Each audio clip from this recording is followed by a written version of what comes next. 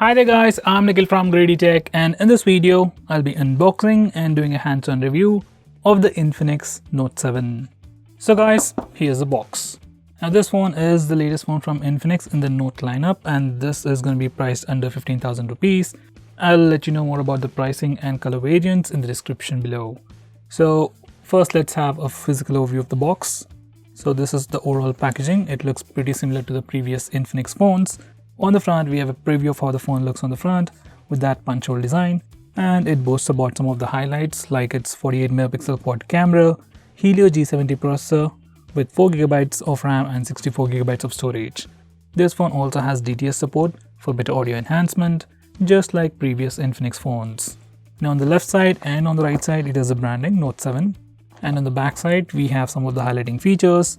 That's mainly its huge display, performance, 48 megapixel camera on the rear and a 16 megapixel selfie camera, a fingerprint scanner which also acts like a power button, and a massive 5000 mAh battery. And by the way, it's also made in India. So without any further delays, let's just go on with the unboxing. Now let's open it up. So at the front, we have the phone itself. Let me just put that aside for now. Next, we have a micro USB charging cable, so no Type-C on this phone.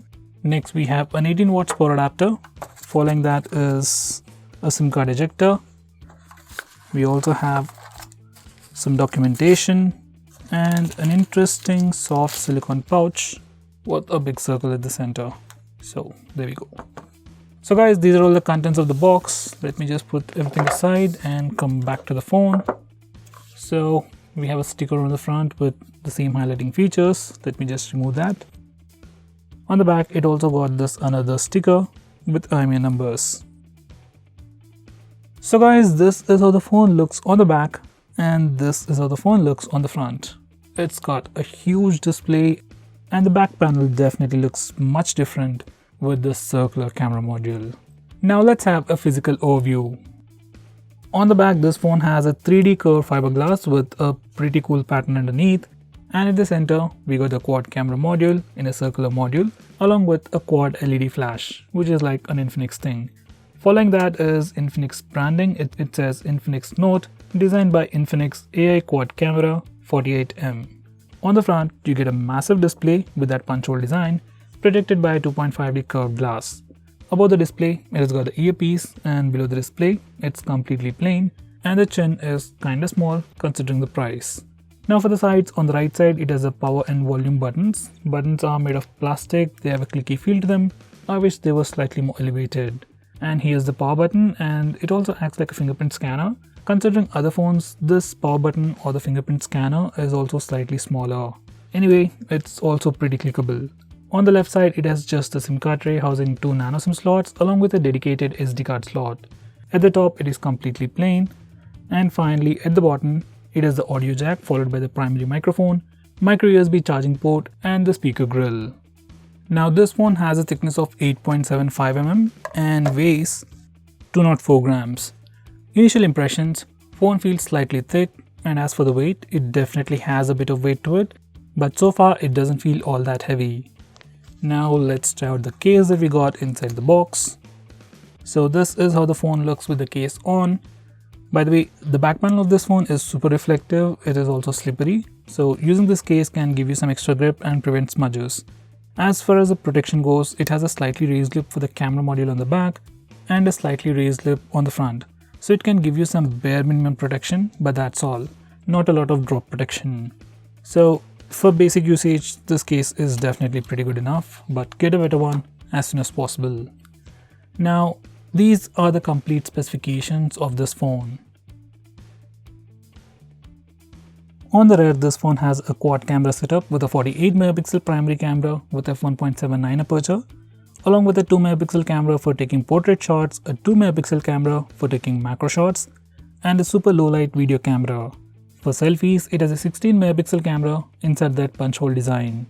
On the front, it has a massive 6.95 inch Infinity O display with HD plus resolution, 91.5% screen to body ratio, with 20.5:9 aspect ratio and 480 nits of brightness. Under the hood, it sports a MediaTek Helio G70 processor with Mali G52 MC2 GPU. Right out of the box, it will be running Infinix Video on XOS 6.0 based on Android 10. And powering this device is a massive 5000 mAh battery that supports fast charging and comes with an 18 watts power adapter inside the box. This phone also has DTS 3D enhancement for better audio experience and dual stereo speakers, which are gonna be great for media consumption. Oh, I forgot to show you, we also get this free screen guard. I just wish it was pre-applied. A good gesture from Infinix. So those are all the complete specifications. Now let me turn on the phone and set it up and come back to you in a second.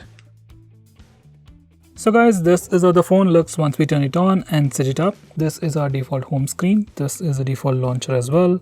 You can just swipe up to check out all the applications. And this phone also comes with a brand new wallpaper with a 7 in it. So custom wallpaper, I guess. And as you can see, these are all the applications that come pre-installed. And there is a bit of bloatware, and I would recommend you to uninstall any of these applications that you don't use. Now let's go to settings.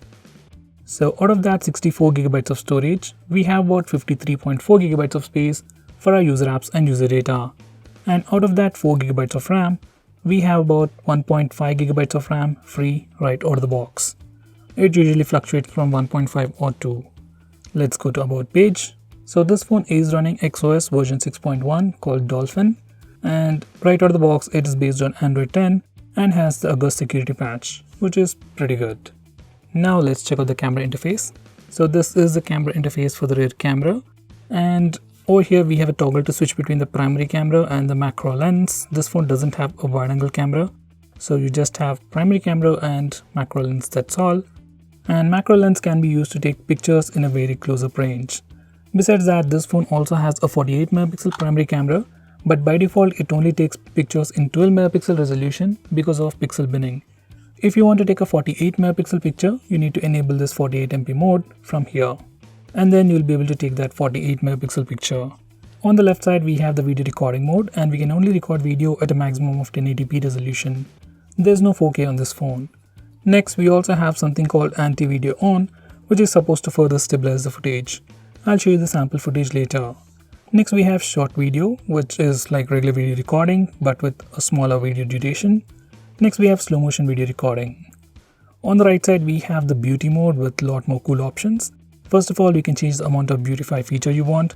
By default it is set to auto. Next we can also tweak some of the things like thickness, thinness and stuff. On the right side we have bokeh mode, that's portrait mode for the rear camera. And on this phone we can change the amount of background blur effect you want before taking a picture. Next we have super night mode, which is a dedicated mode to take better pictures in low lighting conditions. Next we have AR shots, which I'll show you sample shots with the front facing camera. Next we have panorama, and finally documents. Now let's check out the interface for the front camera. So this is the interface for the front facing camera, and every time you switch to the front facing camera you get a small indication near the front camera. And as for the features goes, you have the regular video recording, and once again with stabilization, a regular short video. Next we have the short video feature, and we have the beauty mode with the same features once again. Next we have portrait mode, which is portrait selfies, and for portrait selfies we can't change the amount of background blur effect we want. Next we have AR shots, which allows us to take pictures like these. So these are AR shots. Next we have wide selfie, which simply takes a wide angle selfie. You need to twist your phone left and right to get a wide angle selfie. So guys, that was the camera interface. Now these are some sample shots.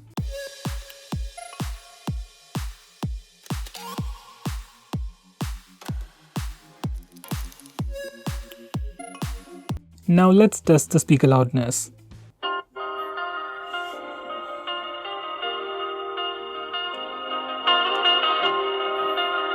By the way, this phone has a dual stereo speakers. That's why it sounds super loud.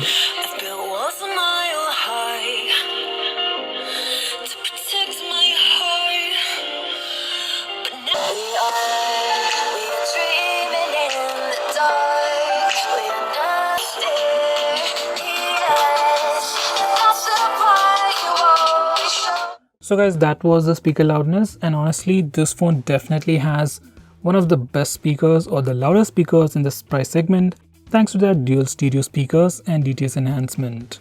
Now let's test the face unlock feature. I've already set it up, and here we go. Face unlock is pretty fast. It's not super fast like the Oppo and Vivo phones, but still it is pretty fast, almost instantaneous in good lighting conditions. Now let's test it in low lighting conditions. And even in low lighting conditions, it is pretty usable.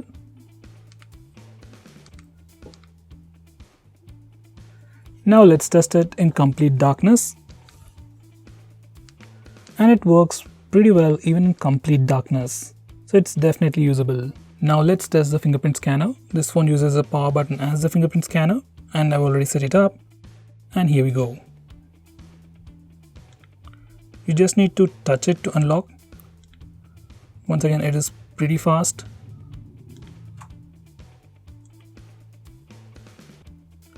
So that was fingerprint scanner. It is pretty fast, but there is a disadvantage.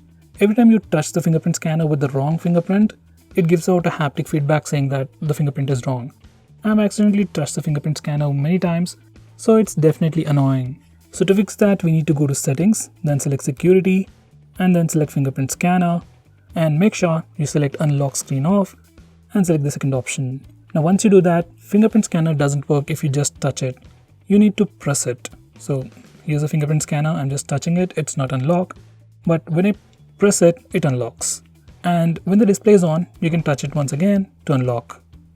So this is a feature that you can see on all of the phones which also has a fingerprint scanner as the power button. And this is something I would definitely recommend you to do. Now before I conclude, these are the benchmark scores. So guys, this is the new Infinix Note 7. Honestly, it has a huge 6.95-inch display with a massive battery, fast charging, and overall performance of the phone is also pretty good. Cameras are also decent, and the thing that I really like about this phone are the dual stereo speakers. Overall, it's a pretty balanced phone. The only thing that's lacking would be the screen resolution. Yes, even though this phone has a massive display, for some reason Infinix has gone with a HD+ resolution, which is just the downside. It's not going to be a major problem for regular users or regular media consumption, except for gaming. So if you're a normal user who wants a bigger display, good cameras, massive battery, fast charging, and great device for media consumption, especially that stereo speakers, you can definitely consider this phone. So guys, what do you think about this phone? Do let me know by commenting below this video, and if you're planning to buy this phone, use the link in the description. It always helps the channel. If you want us to make any specific video, tweet out to us with the hashtag AskGreedyTech on Twitter, and we will try to make it as soon as possible. I'm Nikhil from Greedy Tech signing off. Have a nice day.